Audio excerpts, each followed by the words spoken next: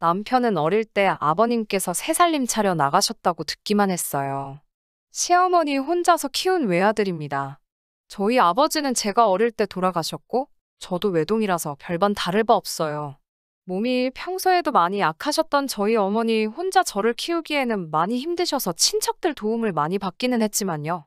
아무튼 2년간 연애해오면서 남편하고는 의견 다툼 한 번 한 적이 없었는데 결혼 준비하면서 신혼집을 구할 때 충돌이 한 번 있던 적이 있어요. 신혼집을 어디로 구하겠냐는 이야기를 하다가요. 양가 어머님들 전부 다 서울에 살고 계시고 저희도 서울에 자리를 잡을 계획이었습니다. 그런데 남편이 홀어머니 걱정된다고 말하며 신혼집을 시댁과 바로 붙어 있는 곳에 구하자고 제안을 해왔어요. 자식이 부모 걱정하는 건 당연한 일이지요. 하지만 평소에도 몸이 약하고 잔병치레 많은 친정엄마가 걱정되는 건 저도 매한가지였으니까요. 신혼집은 형편 닿는 곳으로 아무데나 상관이 없었는데 무작정 시댁 근처에 집을 구하자고 하는 말이 조금 서운했어요. 그래서 저도 고집을 부렸습니다. 서로 반발짝씩 양보해서 시댁과 친정 그 중간 어디쯤에 신혼집을 구하기로 최종 합의를 봤어요.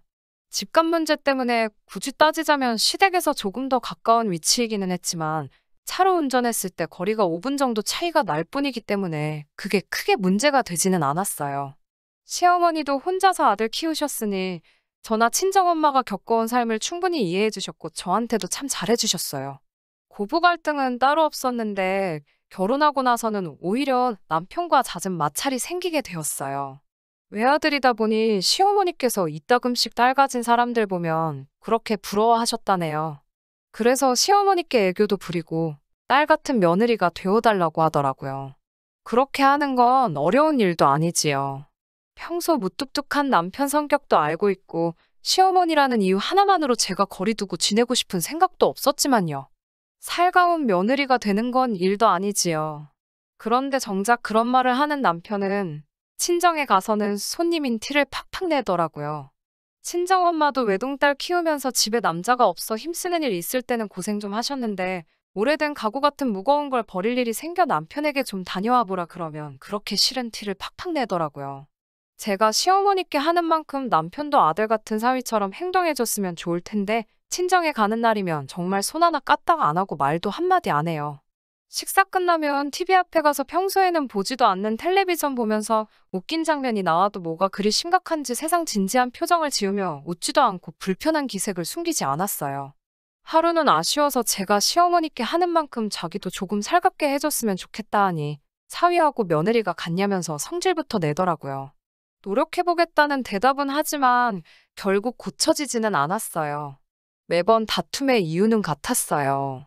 남편이 저에게 바라는 것만큼 저도 남편이 비슷하게나마 해줬으면 하는 사소한 이유들이었는데 끝까지 변하지 않는 모습이 저를 서운하게 만들었어요. 저희 둘 사이에는 아직 아이가 없어요. 양가 상황이 그렇다 보니 지원을 넉넉하게 받지도 못했고 억지로 서울에 집을 구하게 되면서 대출금도 많이 생겨서 조금 여유가 생길 때까지 기다리기로 했지요.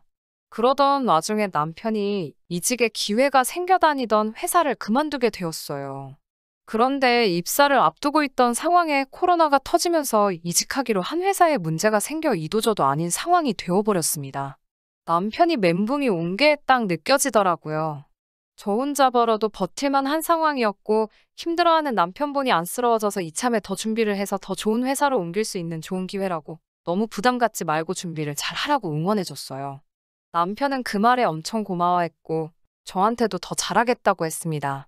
그때까지는 정말 우리 사이에 앞으로 그 어떤 문제가 있을 거라고 의심조차 하지 않았습니다.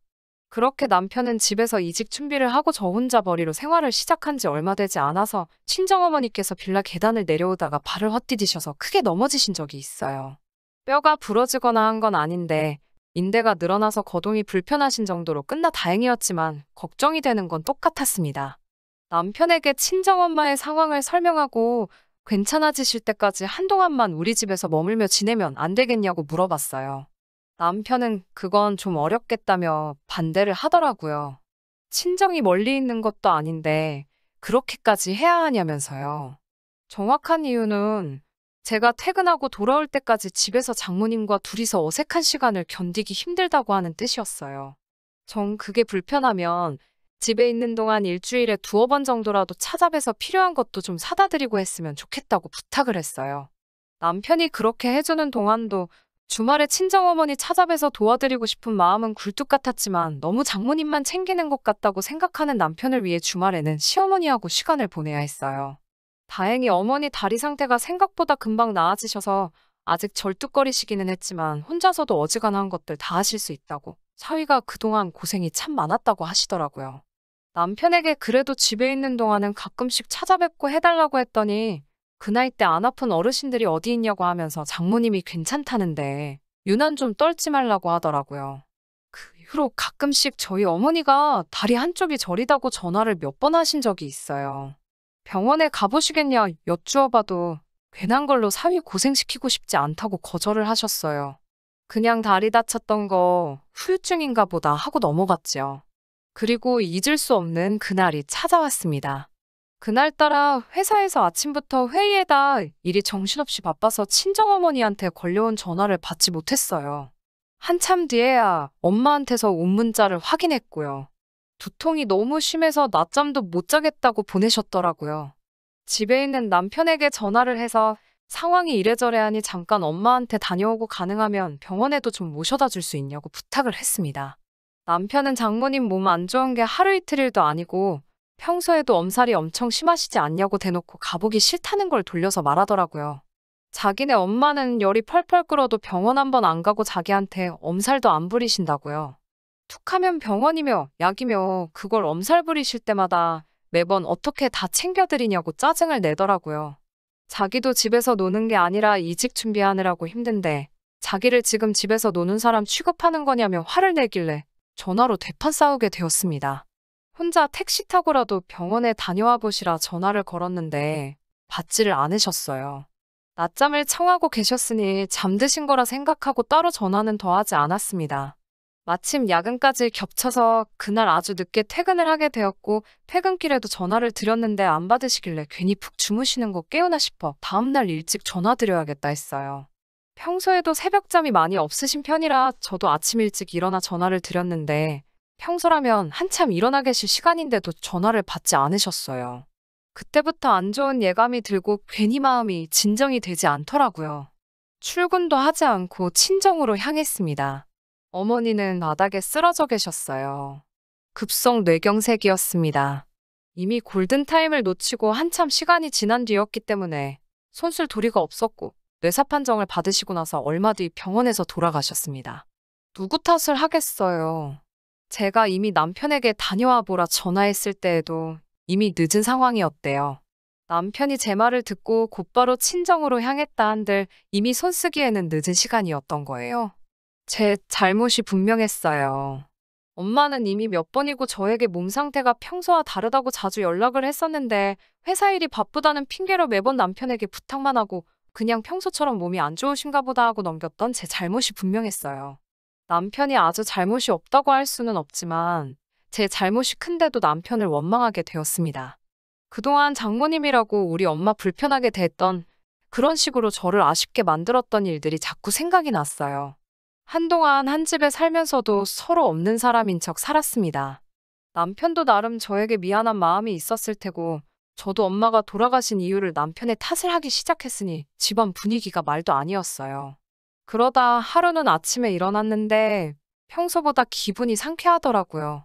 제 눈치 본다고 거실 소파에 앉아 커피 테이블에 허리 숙이고 공부하고 있는 남편을 보니 원망스러운 것보다도 미안한 마음이 더 크게 들더라고요. 남편에게 그동안 견뎌줘서 고맙다. 그리고 미안하다 사과를 했어요. 남편도 그 말에 눈물을 펑펑 쏟으면서 자기 잘못이 크다며 저한테 사과를 해왔고요. 그날 저는 어머니를 떠나보낸 사실을 이겨내고 남편과의 쌓여있던 악감정도 전부 풀었습니다. 그때까지만 해도 정말 저는 우리 사이에 이제 좋은 일만 가득할 거라고 생각을 했어요. 그리고 같은 주 주말에 퇴근을 하고 왔는데 현관 앞에 커다란 여행 가방이 하나 있고 집안은 어수선하더라고요. 옷방으로 쓰던 방에 있는 옷들은 거실 밖으로 다 꺼내져 있고 옷방 안에 시어머니가 짐을 풀고 계셨어요. 어머님께 어쩐 일로 오셨냐 물으니 남편이 말을 안 해줬냐고 위하해 하시더라고요. 남편한테 가서 무슨 일이냐 물으니 남편이 이제는 저에게 시어머니와의 합가를 요구하네요. 장모님 그렇게 된 거 보라고 자기는 이제 같은 후회를 남기기 싫다. 장모님 돌아가시고 나서 사실 혼자인 시어머니 걱정에 자기도 잠도 제대로 이루지 못했다고 말을 하네요. 평소에도 딸 같은 며느리였고 시어머니도 저에게 잘 해주니 어려울 게 뭐가 있느냐고 하네요. 저희 엄마가 살던 빌라를 정리하고 시어머니도 전세금을 빼고 저희 신혼집까지 합치게 된다면 더 넓은 집으로 이사를 갈 수 있지 않냐. 여태껏 맞벌이 한다고 아이도 갖지 못했는데 시어머니가 계시면 아이도 당연히 봐주실 텐데? 그러면 저도 다니는 회사 그만둘 필요도 없고 제가 회사에 나가 있는 동안 어머니가 살림도 해주실 거고 그러면 자기가 이직 준비하는데도 전념할 수 있으니 나쁠 게 뭐가 있냐고 합니다. 틀린 말 하나 없기는 한데 그 설명을 들으니 다 이겨낸 줄 알았던 엄마 생각이 나더라고요. 다리 다치셨을 때도 불편하다는 이유로 잠시간 우리 집에서 지내지도 못하게 하고 몇 번 찾아뵙는 것도 귀찮아하고 어머니가 돌아가신 그날도 또 엄살 부린다고 말하고 저한테 언성을 높이던 그 모습도 같이 스쳐 지나갔어요. 솔직히 그때 어떤 반응을 해야 할지 몰랐어요. 시어머니가 계셨기 때문에 저는 아무 말도 못하고 그 길로 집 밖으로 뛰쳐나왔습니다. 지금은 어머니 혼자 지내시던 비어있는 친정집에 와 있습니다. 거기서 이렇게 사연 적어봅니다. 산 사람은 살아야지라는 말도 알지만 그렇지만 끝내 다 이겨낸 줄 알았던 돌아가신 어머니 생각과 어머니 돌아가실 때에도 한 번도 생각해 본 적 없는 그동안 저를 서운하게 만들었던 남편의 모습이 생각나 끝내 저를 이기적인 사람으로 만드네요. 시어머니는 대체 무슨 일이냐고 연락이 오는데 자기가 불편해서 그런 거면 나중에 다시 오겠다 말씀하십니다.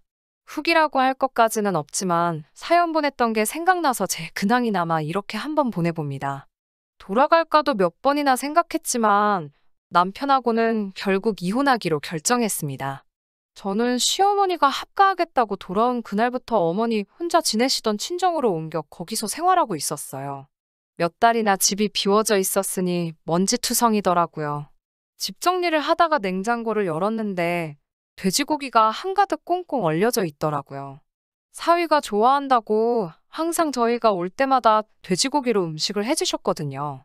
평소에도 장모님이라 불편하다고 거리두던 남편이 뭐가 그렇게 이뻤는지 저는 냄새나서 먹지도 않는 돼지고기를 냉동실이 가득 차도록 얼려두셨네요.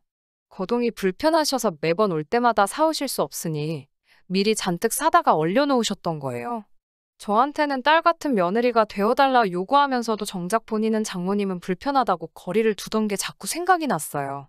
같이 사는 게 문제가 될 건 없지만 그렇게 하면 제가 평생 어머니가 돌아가신 일을 이겨내지 못하고 남편을 원망하며 살게 될 것 같다는 생각이 들었어요. 그래서 몇 날 며칠을 고민하다가 이혼을 하기로 최종 합의를 보았습니다. 시어머니는 혹시 이 결정이 본인의 합가 때문에 그런 거냐고 하시면서 자기는 혼자 살아도 문제 없다고 저를 말리셨어요.